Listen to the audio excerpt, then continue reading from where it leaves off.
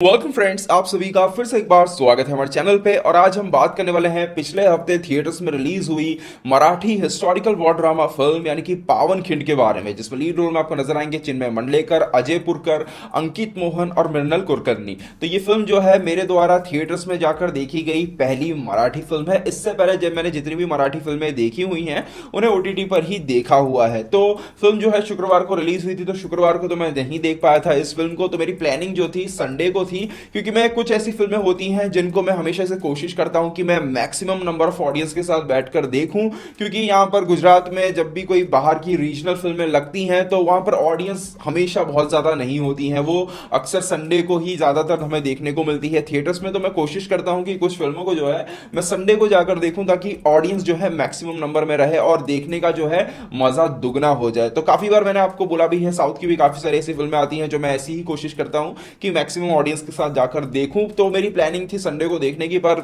मेरी किस्मत खराब थी कि मैं इस फिल्म को संडे को भी जाकर नहीं देख पाया। एक्चुअली फिल्म जो है मेरे घर से 70-80 किलोमीटर दूर लगी हुई थी, तो जाने के लिए काफी सारा प्लानिंग वगैरह करनी पड़ती है।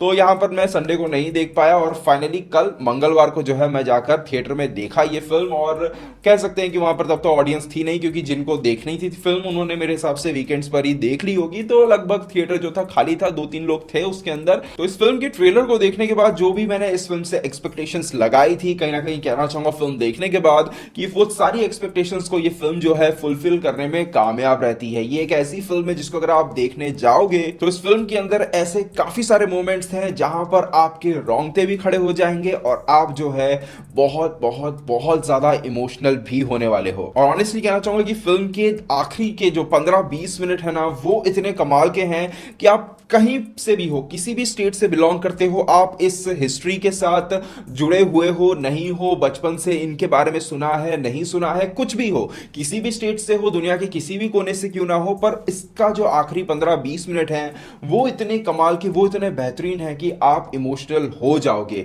मराठी फिल्में मैंने जितनी भी देखी हैं उनमें से मोस्ट ऑफ फिल्में जो थी ड्रामा फिल्में ही थी। तो मैंने एक चीज नोटिस की है कि वहां के जो फिल्म मेकर्स हैं वो ड्रामा बहुत ही बेहतरीन तरीके से क्रिएट करते हैं। ड्रामा पर उनका जो कमांड है वो बहुत ही स्ट्रांग है। वो जिस तरीके से कहानी के कैरेक्टर्स के बीच में बॉन्डिंग को क्रिएट करते हैं और उन्हें हमारे साथ कनेक्ट करते हैं, वो हमेशा से ही बहुत ही इंप्रेसिव रहा है। और ऐसा ही कुछ जो है पावनखिंड फिल्म के अंदर भी हमें देखने को मिलता है, जहां पर जितने भी कैरेक्टर्स हैं, जो यहां पर छत्रपति शिवाजी महाराज के जितने भी योद्धा हैं, उनकी जो भावना है, उनकी जो श्रद्धा है छत्रपति शिवाजी महाराज के लिए, स्वराज के लिए, इन सभी चीजों को फिल्म के अंदर इतनी कमाल तरीके से दिखाया गया है डायलॉग्स के द्वारा, परफॉर्मेंस के द्वारा, कि आप जो है चुटकी बजाते जो है कहानी के साथ कनेक्ट हो जाते हो। कैरेक्टर्स के साथ लेट होंगे थोड़ा सा, क्यों किस लिए बाद में बताऊंगा, पर कहानी के साथ जो है आप बहुत ही बेहतरीन तरीके से कनेक्ट होते हो। और सबसे मेन चीज जो छत्रपति शिवाजी महाराज के साथ जो योद्धा है, उनकी जो पत्नी है, उनके बीच में जो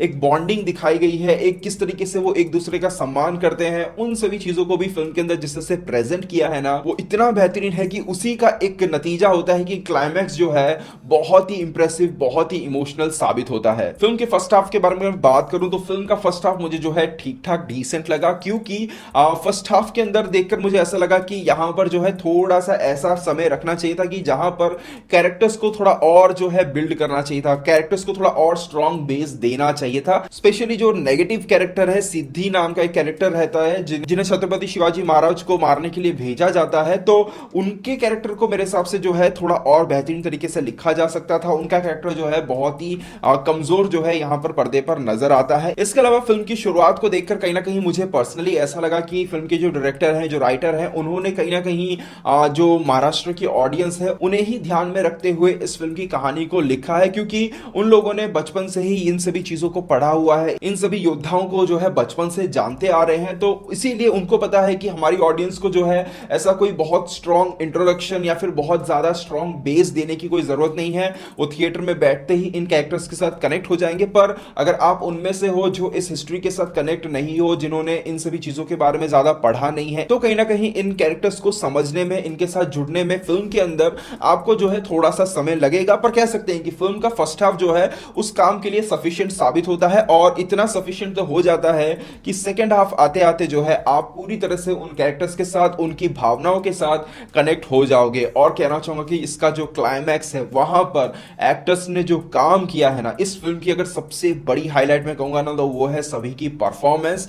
एक एक एक्टर ने ऐसा काम किया है ना कि देखकर दंग रह जाओगे। सबसे बड़ी चीज, जो सबसे इंप्रेसिव चीज लगी, कि जो कास्टिंग हुई है, अगर आप उनकी कहानी सुन रहे हो ना, तो वो कैरेक्टर्स को तो आप देख रहे हो, उन्होंने जो सब किया है, जो सेक्रीफाइस, जो बलिदान दिए हुए हैं, उन सभी चीजों को कहानी में देख रहे हो। पर उन कैरेक्टर्स को प्ले करने के लिए जिन एक्टर्स को यहाँ पे कास्ट किया गया है, जो मेकअप उन्हें दिया गया है, वो सही में बहुत ही परफेक्ट यहाँ पर नजर आता है। और सबसे बड़ा मेंशन मैं यहाँ पे करना चाहूंगा, फिल्म के अंदर जो एक्टर हमें देखने को मिलते हैं, जिनका नाम है अजय पुरकर, तो उनका जो काम है ना, वो सही में एक नेक्स्ट लेवल की परफॉर्मेंस दी थी उन्होंने।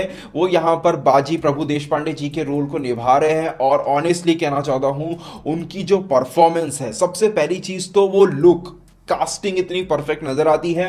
दूसरी चीज उनके जो एक्सप्रेशन है, सच कहूं तो जिस तरीके से क्लाइमैक्स शॉट में उनके डायलॉग सुनने को मिलते हैं, क्लोजअप में जो उनके एक्सप्रेशंस देखने को मिलते हैं ना, वो गूस बम्स दे देंगे। मतलब कमाल का काम किया है उन्होंने। कह सकते हैं कि एक पल के लिए तो ऐसा सिचुएशन क्रिएट हुआ था कि मैं तो यही चाहता था कि मुझे बैठाकर उनकी परफॉर्मेंस दिखाओ, एक आध घंटे के लिए मैं देखने के लिए तैयार हूं। इस तरीके का काम जो है देखने को मिल रहा था। मैं इस फिल्म को देखने के बाद तो सर्च करूंगा कि उन्होंने पिछला क्या क्या काम किया हुआ है, और मैं कोशिश करूंगा कि उनके भी कुछ पिछले कामों को देखने की, क्योंकि उनका जो काम है इस फिल्म के अंदर ना, वो माइंड ब्लोइंग है। मेरे हिसाब से तो इस फिल्म के लिए उन्हें अवार्ड्स वगैरह तो मिलेंगे ही, इसमें कोई मुझे डाउट नहीं, क्योंकि काम जो उनका किया है ना उन्होंने, वो नेक्स्ट लेवल का है। इसके अलावा भी फिल्म के अंदर जितने भी एक्टर्स नजर आते हैं, हर किसी का काम जो है बहुत ही बेहतरीन है। स्पेशली जो लीड एक्ट्रेसेस हैं, जो फीमेल कैरेक्टर्स को यहाँ पे प्ले कर रहे हैं, उनके काम को अगर आप देखोगे तो बहुत ही कम स्क्रीन टाइम के अंदर उनकी जो फीलिंग्स उन्होंने सामने रखी है ना, वो भी बहुत ज्यादा इमोशनल आपको कर देगी। और उन्होंने भी कम स्क्रीन टाइम के अंदर भी बहुत ही इंपैक्टफुल काम यहाँ पे करके दिखाया है। फिल्म के एक्शन के बारे में बात करूं तो सबसे पहली चीज तो मुझे कहीं पर भी ऐसा लगा नहीं कि फिल्म के मेकर्स जो है इसे कोई स्पेक्टेकल बनाने की कोशिश कर रहे हैं। उन्होंने अपने बजट के अंदर रहते हुए ही सभी कामों को यहां पर किया है, और जितनी कोशिश की गई है वो बहुत ही इंप्रेसिव थी। एक्शन के बारे में बात करूं तो फिल्म का एक्शन जो है कहा जा सकता है कि डिसेंट था, पर कुछ कुछ सीन्स ऐसे थे जिन्हें मुझे लगा कि थोड़े और बेटर वे में प्रेजेंट किया जा सकता था। वहां पर सिनेमेटोग्राफी जो थी और थोड़ी बेटर हो सकती थी। और एक चीज जो मैंने थोड़ी सी एक नोटिस की, क्योंकि वो थोड़े बार बार आ रही थी, कि जब जो तीर वगैरह चल रहे थे और तीर जब दुश्मनों को लग रहे थे ना, तो जिनको वो तीर जाके लगते हैं, उनके जो एक्सप्रेशंस होते हैं वो कहीं ना कहीं ऐसा था कि उन्हें पता ही है हमें तीर आके लगने वाला है। तो ये जो सपोर्टिंग जो जूनियर आर्टिस्ट वगैरह के जो काम है, उनके ऊपर भी थोड़ा जो और ध्यान है वो दिया जाता, तो इन सभी चीजों का जो इंपैक्ट है वो और बेटर तरीके से पड़ सकता था। फिल्म के डायलॉग्स बहुत ही स्ट्रांग है। ऑनेस्टली इस फिल्म के जो डायलॉग्स हैं वो बहुत ही कमाल तरीके से लिखे गए हैं। सिर्फ अगर आप इनके डायलॉग्स को सुनोगे ना, तो डायलॉग्स को भी अगर आप किताब में लिखे रखो ना, तो डायलॉग्स के अंदर इतना कुछ छुपा हुआ है कि वो आपको जिंदगी के अंदर रिस्पॉन्सिबिलिटी, सैक्रिफाइस, जो एक कह सकते हैं कि जो भक्ति है, हर एक चीज जो है वो उन डायलॉग्स के थ्रू आपको सीखने को मिलती है।